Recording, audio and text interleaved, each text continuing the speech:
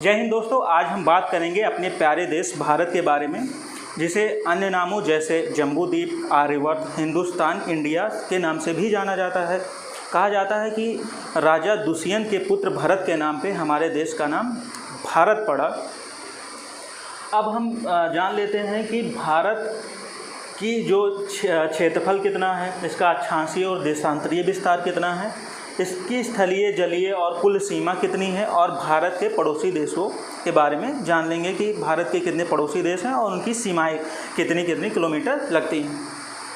तो सबसे पहले हम जान लेते हैं कि भारत का क्षेत्रफल कितना है। तो भारत का क्षेत्रफल 32,87,263 किलोमीटर है, जो पूरे पृथ्वी का लगभग जो जहाँ पे महाद्वीप है उसका 2.3% है।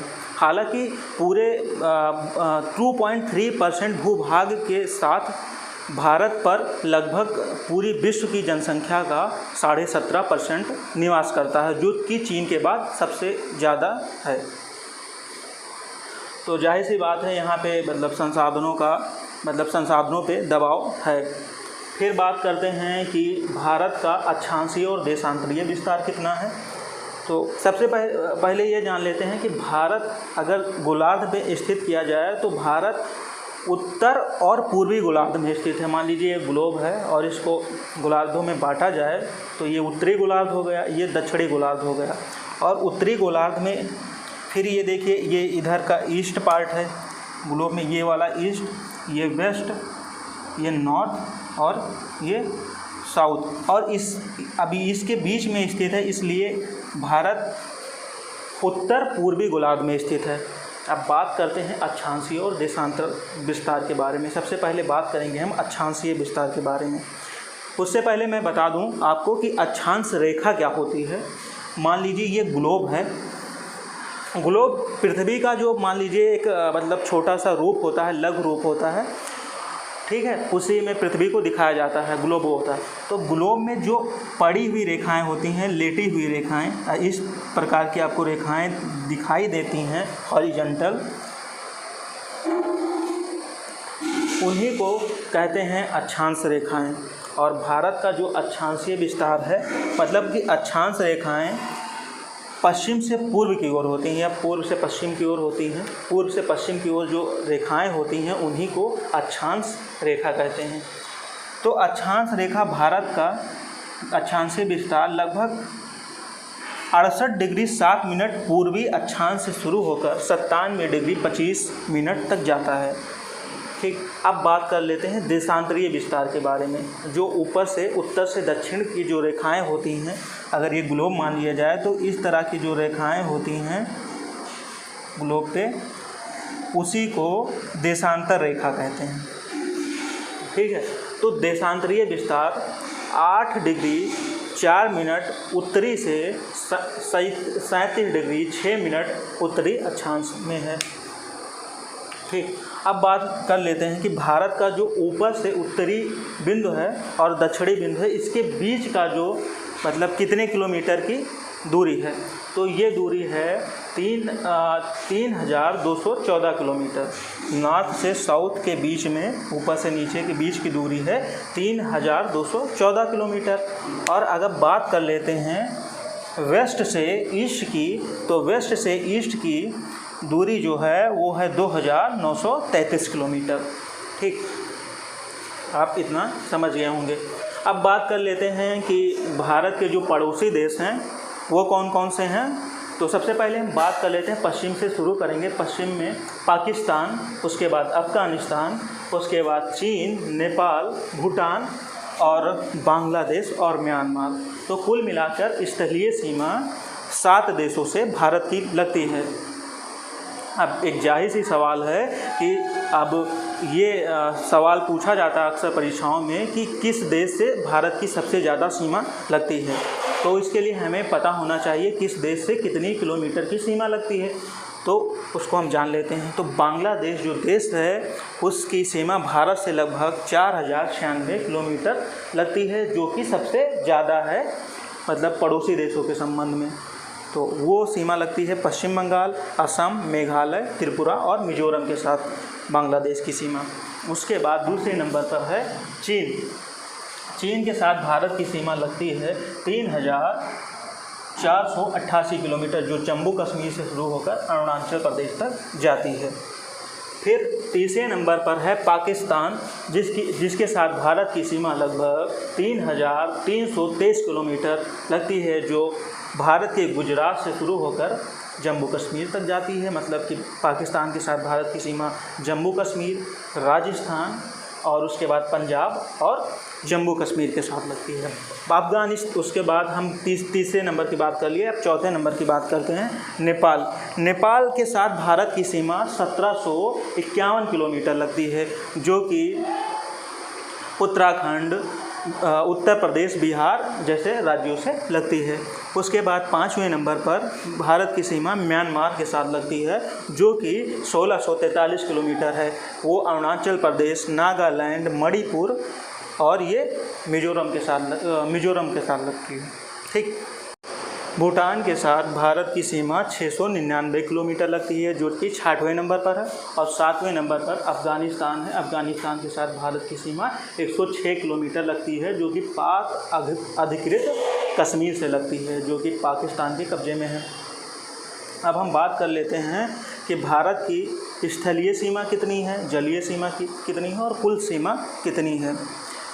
स्थलीय सीमा अगर बात किया जाए, जो हमने अभी बताया कि भारत के पड़ोसी देशों के साथ इतनी किलोमीटर की सीमा लगती है, अगर उनको कुल को जोड़ दिया जाए तो वही स्थलीय सीमा होगी, और वो होगी 15,106 किलोमीटर के बराबर। तो स्थलीय सीमा समझ गए होंगे कि अगर पाकिस्तान, अफ़गानिस्तान, चीन, नेपाल और अन्य जो देश हैं सातों, अगर उनकी भारत के साथ लगने वाली सीमा को आपस में जोड़ दिया जाता है तो हमारी भारत की स्थलीय सीमा अंतर्राष्ट्रीय स्थलीय सीमा प्राप्त हो जाती है। वो होगी लगभग 15,106 किलोमीटर। अब जलीय सीमा की बात कर लेते हैं। जैसे कुछ राज्य हैं जो अरब सागर और बंगाल की खाड़ी से टच करते हैं, तो जो जलीय सीमा है वो है 7,516 किलोमीटर, जिसमें ये लक्षद्वीप, अरब सागर में स्थित लक्षद्वीप और बंगाल की खाड़ी में स्थित अंडमान निकोबार द्वीप समूह की सीमा भी शामिल है।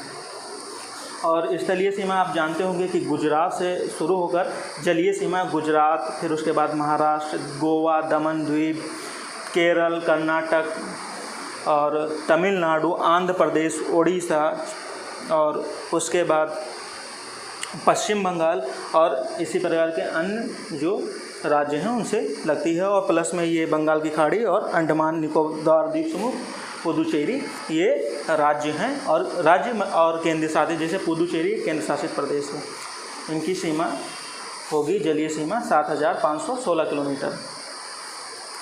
अब बात करते हैं भारत की मानक समय रेखा कितनी है, कितने देशांतर है। वो है 82.5 डिग्री पूर्वी देशांतर, जो कि भारत के 5 राज्यों से गुजरती है।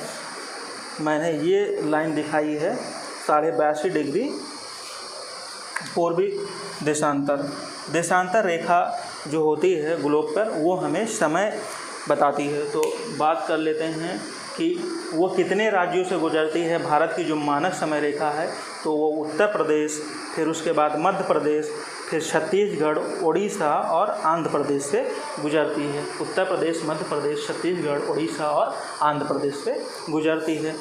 अब हम बात कर लेते हैं कि भारत, जो मैंने अभी बताया था कि भारत के 7 पड़ोसी देश हैं और 7 पड़ोसी देशों के साथ भारत के 17 राज्य सीमा साझा करते हैं। जैसे गुजरात हुआ, राजस्थान, पंजाब, जम्मू कश्मीर, हिमाचल प्रदेश, उत्तराखंड, उत्तर प्रदेश, सिक्किम, पश्चिम बंगाल, असम, अरुणाचल प्रदेश, त्रिपुरा, मिजोरम, नागालैंड, मणिपुर, ये देश, मेघालय, ये सब देश मतलब राज्य हो गए जो लगते हैं मतलब भारत के पड़ोसी देशों के साथ। अब हम बात करते हैं कि जो मतलब कुछ रेखाएं हैं जो परीक्षाओं में पूछी जाती हैं, जैसे रेड क्लिफ लाइन या रेखा, मैकमोहन और डूरंड रेखा। तो रेड क्लिफ जो रेखा है या लाइन है वो भारत और पाकिस्तान के बीच की है रेखा है। तो आप जानते होंगे जब 1947 में भारत और पाकिस्तान का विभाजन हुआ था तो उस समय बहुत सा मतलब लड़ाई मारपीट आवर्जन हुआ था। मतलब बहुत लोग यहाँ से भारत से पाकिस्तान गए थे मुस्लिम लोग, और वहाँ से हिंदू लोग यहाँ पे आए थे। उसमें बहुत लोगों को मारा पीटा गया था, मतलब रेड हो गई थी लाइन जो। तो आप इससे याद कर सकते हैं कि जो रेड क्लिफ लाइन है वो भारत और पाकिस्तान के बीच है, और मैक-मोहन जो लाइन है वो भारत और चीन के बीच में है। हालांकि इसको ऐसे मतलब याद रखिएगा कि मैक-मोहन जो लाइन होती है वो भारत और चीन के बीच की रेखा है, और डूरंट जो रेखा है वो भारत और अफ़गानिस्तान के बीच की रेखा है। अब मैं बता देता हूँ कि मतलब कि जो ये देशांतरीय विस्तार था वो लगभग 30 डिग्री का था, मतलब 29 डिग्री कुछ आएगा मिनट। तो अगर इसको हम ओवरऑल अगर 30 मान लें, अगर इसको हम 30 देशांतर मान लें कि यहाँ से 68 डिग्री 7 मिनट से और 97 डिग्री 25 मिनट के बीच में 30 देशांतर का अंतर है, तो हम निकाल लेंगे कि भारत का समय लंदन के समय से कितना आगे है। अब मैं आपको एक बात बताता चलूँ कि अगर आप एक देशांतर पार करते हैं तो आपको 4 मिनट का समय लगता है, ठीक है। अगर एक देशांतर पार करते हैं तो आपको 4 मिनट का समय लगता है। तो अगर आप 30 देशांतर पार करेंगे तो कितना समय लगेगा? तो 30 × 4 बराबर 120 मिनट, ठीक। तो 120 मिनट मतलब कि 2 घंटे। इसीलिए भारत के पूर्वी और पश्चिमी जो छोर हैं उनके बीच में 2 घंटे का अंतर पाया जाता है। इसीलिए भारत की जो बीच से निकलने वाली जो रेखा है, लगभग बीच के जो उत्तर प्रदेश के मिर्ज़ापुर के पास से निकल के जाती है, उसको मानक समय रेखा मान लिया गया है कि अगर मतलब डिफरेंस 2 घंटे का है, अगर यहाँ से ट्रेन या कुछ और मतलब निकलेगा तो उसका समय समायोजन नहीं हो पाएगा। इसलिए इसको 82.5 डिग्री जो देशांतर रेखा है उसी को मानक समय रेखा मान लिया गया है, ठीक है। अब यहाँ से आप ये भी निकाल सकते हैं कि लंदन से कितना समय आगे है। तो लंदन से 82.5 डिग्री मतलब देशांतर आगे है, तो उससे अगर 82.5 से अगर आप गुणा करेंगे 4 से तो आपका वो भी निकल आएगा, लगभग 5.5 घंटे समय आगे है भारत का। इसी प्रकार किसी अन्य देश का भी आप निकाल सकते हैं अगर आपको देशांतरीय विस्तार मालूम है, ठीक। अब मैंने अपना जो 100% था दिया आपको। उम्मीद करता हूँ कि आपको ये वीडियो अच्छा लगा होगा, इन्फॉर्मेटिव लगा होगा। कुछ टॉपिक्स इसमें बच गए हैं, मैं उसको अगले वीडियो में समझा दूँगा। तो इसी के साथ जय हिंद।